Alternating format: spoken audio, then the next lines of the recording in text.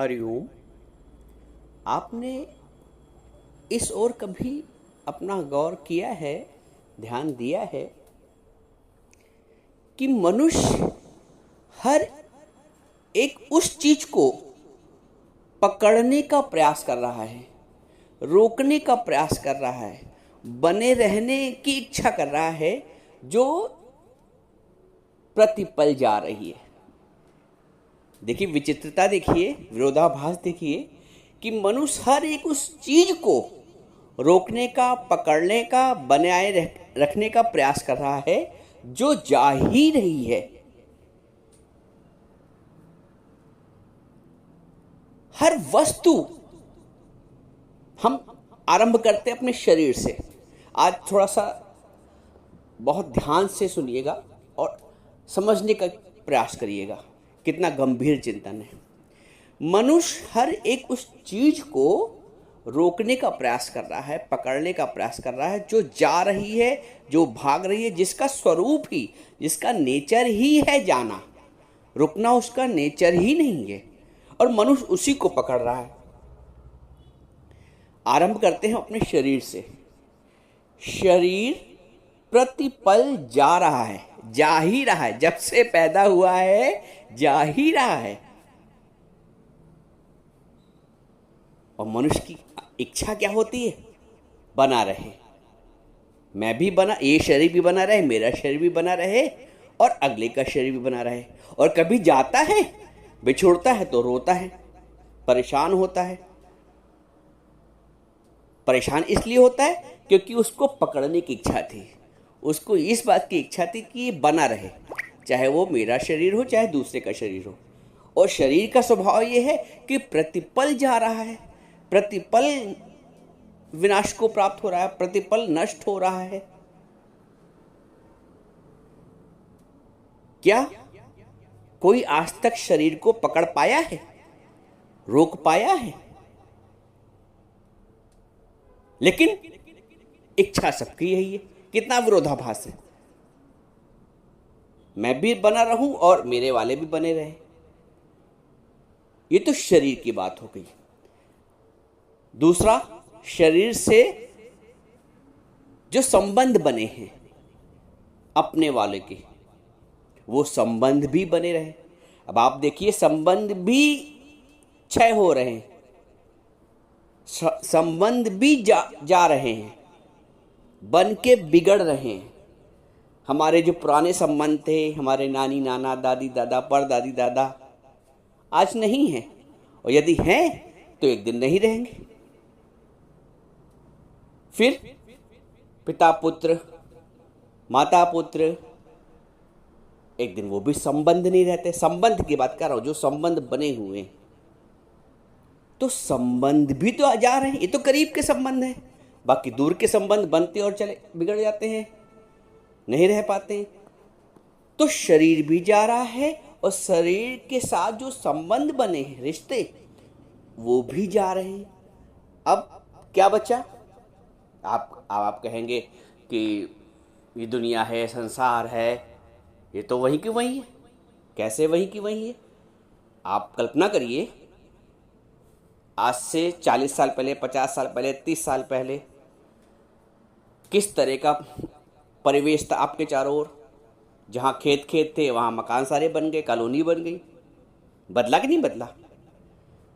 जहाँ पे बहुत पेड़ थे, जंगल थे, आज वहाँ शहर बसे हुए हैं। परिवर्तन हुआ नहीं हुआ? जलवायु में परिवर्तन हुआ नहीं हुआ? जो आपके मित्र थे आज से 20 साल पहले, 30 साल पहले, 40 साल पहले, बचपन के, प्राइमरी क्लास के, जूनियर हाई स्कूल के, आज कहाँ हैं? पता नहीं कहाँ हैं। तो उनका स्वरूप भी बदला हो गया। जैसे सब कुछ बदला तो उनका स्वरूप भी बदल गया। सदा न संग सहेलियां, जो सहेलियां थी आज से 30-40 साल पहले, आज नहीं है तो स्वरूप बदल गया। सदा न राजा देश, आज से 50 साल पहले किसकी सरकार थी, किसका शासन था? उससे पहले किसका शासन था? आज नहीं है। सदा न संग सहेलिया, सदा न राजा देश, सदा न इस जग जीवना। इस जग में जीवन भी तो सदा नहीं है। जीवन तो पहले ही जा रहा है प्रतिपल। सदा न इस जग जीवना और सदा न काला केश। वो अपने शरीर पे आ जाओ। कुछ समय पहले एक जो केश हमारे हैं, बाल हैं, काले थे, आज काले नहीं रह गए, आज वो सफेद हो गए। सदा न काला केश। तो क्या है सदा? अब आप घूम के फिर के फिर उसी पॉइंट पे आइए। क्या है सदा? घोर चिंतन करिए कि वाकई में सब तो जा रहा है, सब तो बदल रहा है, कुछ टिक ही नहीं रहा है। क्या टिक रहा है? और प्रकृति भी ये शिक्षा दे रही है। पवन बह रही है, नदी बह रही है, धूप आ रही है, जा रही है, सब कुछ स्वरूप बदल रहा है, सब कुछ गतिमान है। टिक तो कुछ नहीं रहा है, कुछ भी तो नहीं टिका है, कुछ भी तो शाश्वत नहीं है। अब प्रश्न आता है, तो फिर शाश्वत क्या है? क्या टिकने वाला है? क्या सदैव है बना हुआ जिसको हम पकड़ नहीं पा रहे? क्या ऐसा क्या है? अनुभव ये कहता है कि सच में सब कुछ जा रहा है, सब कुछ बदल रहा है, और मनुष्य का चिंतन नहीं रहता है। मनुष्य की इच्छा यही रहती है कि बना रहे। जो जाने वाला उसके लिए वो बना रहने का प्रयास करता है, बना रहने की इच्छा करता है। देखिए विरोधाभास, जो जिसको रोक नहीं सकते उसको रोकने का प्रयास कर रहे हैं। जिसका नेचर ही जाना है, हम उसको रोकने का प्रयास कर रहे हैं, उसको बनाए रखने का प्रयास कर रहे हैं, इच्छा कर रहे हैं कि वो सदैव ये परिस्थिति हमारे अनुकूल रहे, ये व्यक्ति हमारे अनुकूल रहे, ये रिश्ते हमारे अनुकूल रहे, ये संबंध हमारे अनुकूल रहे, ये व्यवहार हमारे अनुकूल रहे। आज बेटा जैसे छोटा है हमको मान रहा है, तो बड़ा होकर भी मुझको माने, शादी के बाद भी वैसे ही माने।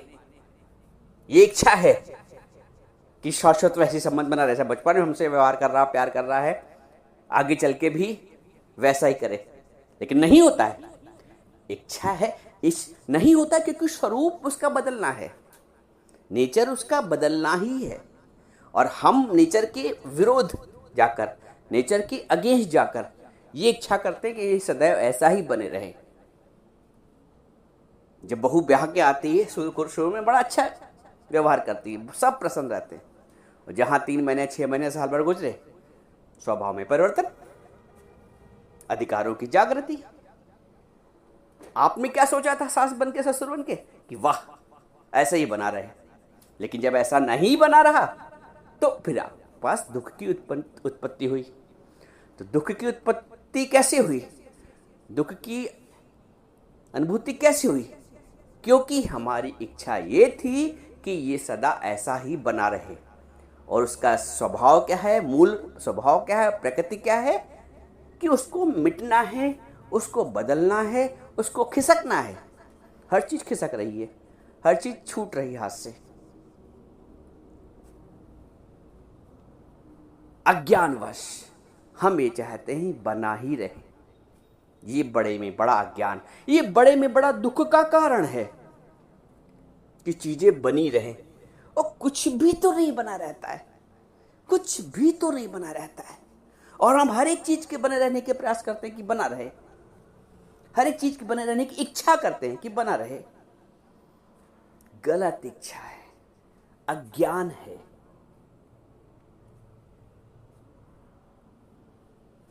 घोर अज्ञान है। ना ही तो अपना शरीर, ना ही इस शरीर से जो रिश्ते बने हैं, संबंध, वो कुछ भी ना कोई परिस्थिति, चाहे वो दुख की परिस्थिति हो, चाहे सुख की परिस्थिति हो, मान की परिस्थिति हो, अपमान की परिस्थिति हो, लाभ की परिस्थिति हो, हानि की परिस्थिति हो, चिंता की परिस्थिति हो, मन की शांति की परिस्थिति हो, सब कुछ बदल जाता है। क्योंकि हम उस स्रोत से, उस मूलभूत सत्य से नहीं जुड़े रह पाते हैं। वो जब गुरु जीवन में आता है तब हमें उसका पता देता है। जो लापता था जिसका हमको पता नहीं मिल पा रहा था, गुरु उसका पता देता है, उस शाश्वत का पता देता है जो सदैव एक ही जैसा है, सदैव बना रहने वाला है, सदा बसत तुम साथ, जो कहीं कुछ जाता ही नहीं है। अब फिर प्रश्न उठता है कि जब सब कुछ जाने वाला है, सब कुछ परिवर्तन होने वाला है, सब कुछ क्षय होने वाला है, तो फिर शाश्वत? इसका बड़ा सरल और सीधा सा उत्तर है, जो शाश्वत है वो आप हैं, जो सदा रहेंगे वो आप हैं। फिर प्रश्न दिमाग में आता है कि ऐसा कैसे होता है, हम सदा कैसे रह सकते हैं? आप ही तो सदा हैं। आदि सच जुगादि सच है भी सच, नानक होसी भी सच। आपने त्रुटिवश, अज्ञानवश अपने आप को शरीर मान लिया था। माना शरीर था, लेकिन इच्छा यह थी कि सदैव बना रहे। विपरीत। माना संबंध था, इच्छा यह थी कि संबंध सदैव बना रहे, कभी टूटे ही नहीं, कभी किसी की कोई जाए ही नहीं हमको छोड़कर।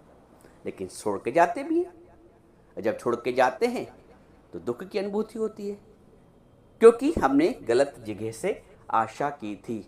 हम सिरका पी रहे थे और पानी के प्यास बुझने की जैसी तृप्ति है, उस तृप्ति का एहसास कर रहे थे। पी रहे हैं सिरका और पानी की प्यास की जो तृप्ति होती उसकी अनुभूति चाह रहे हैं। संभव नहीं है।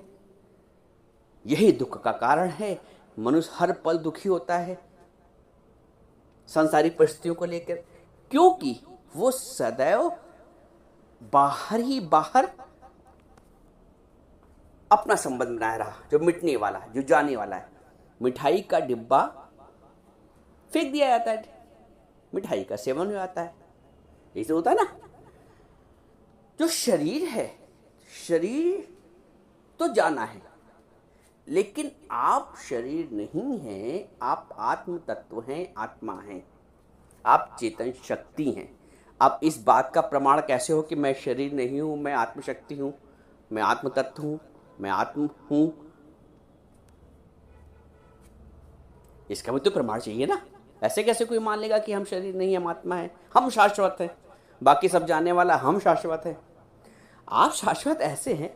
अब थोड़ा सा बैक गियर लगाइए, समझिए। आप आज आपकी आयु मान लिए 50 वर्ष है, 50 60 जो भी मान लें, 40। अब आप इसी आयु में, आप मीन्स आप शरीर नहीं, देखो यहाँ पे संबंध विच्छेद करना पड़ेगा शरीर और आप में। आप शरीर नहीं हैं, हम आपकी बात कर रहे हैं। आप इस 40 साल की उम्र में, 50 साल की उम्र में, 60 साल की उम्र में अगर अपने बाल्यकाल की स्मृति करें, याद करें, तो आपको सब याद आ जाएगा। 7-8 साल में ऐसा था, 12-14 साल में ऐसा हुआ, फिर हाई स्कूल में मैं ऐसा करता था, ऐसे दोस्तों साथ जाता था, ऐसा करता था, ऐसा सहेलियाँ आती थी घर में, और सब कुछ याद आ जाएगा। फिर 18-20 साल का हुआ, ग्रेजुएशन किया, पढ़ाई की, सब याद आ जाएगा। फिर विवाह हुआ जब मैं 24 साल का था, 25 साल का, फिर संतान हुआ। आपको हर एक बात याद करना चाहो तो बचपन से लेके जवानी और वर्तमान अवस्था तक आपको, क्योंकि सब कुछ तो बदल गया। आप नहीं बदले, आप नहीं बदले तभी तो आपको सब याद है। आप देख रहे हैं, खड़े हो गए किनारे। शरीर बदलता गया, आप नहीं बदल रहे, क्योंकि आपको सब याद है। आप दृष्टा हैं, आप साक्षी स्वरूप हैं। शरीर भी बदल गया, मन भी बदल गया, आपके विचार भी बदल गए, बुद्धि भी बदल गई। बुद्धि उस वक्त कैसे सोचती थी? बालपन की बुद्धि, बालपन का मन आज वैसा नहीं सोच रहा है। आज परिपक्वता है विचारों में, तो विचार भी बदले, शरीर भी बदला, मन भी बदला, बुद्धि भी बदला, सब तो बदल गया, परिवर्तित हो गया। आप नहीं बदले क्योंकि आप देखने वाले हैं। आप सदैव शाश्वत हैं, इसलिए मैं कह रहा हूँ। आप आत्म स्वरूप हैं, आप ज्ञान स्वरूप हैं, आप आनंद स्वरूप हैं, आप अविनाशी हैं। आत्म तत्व से। शरीर के जाने पर भी आप नहीं जाते हैं, आप सदैव सदैव हैं, चाहे दूसरे का शरीर जाए चाहे अपना शरीर जाए। न जायते मृते व कदाचित नायम भूत्वा भविता वा न भूया अजो नित्य शाश्वतोयम पुराणो न हन्नते हन्न माने शरीरे। शरीर के मारे जाने पर भी इसका मरण नहीं है, भगवान ने दूसरे अध्याय में बोला है।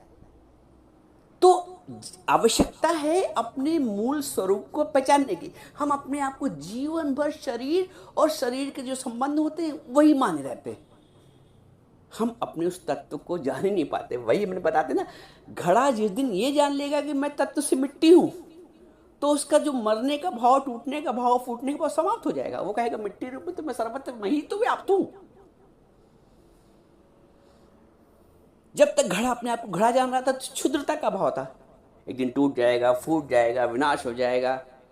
लेकिन जब बोला तत्व से मैं मिट्टी हूं, तो मिट्टी से परे क्या है, संपूर्ण भूमंडल में मिट्टी तो है तत्व के रूप में, तो मैं ही तो हूं तत्व के रूप में सर्वत्र। शरीर के भाव में मृत्यु का भय है, परंतु आत्म भाव में मैं ही तो सर्वत्र हूं, सब भूतों में, सब घट में मैं ही तो हूं आत्म तत्व से। तो मेरा कहाँ विनाश है? मुझे तो गुरु ने अमरता का वरदान दिया है।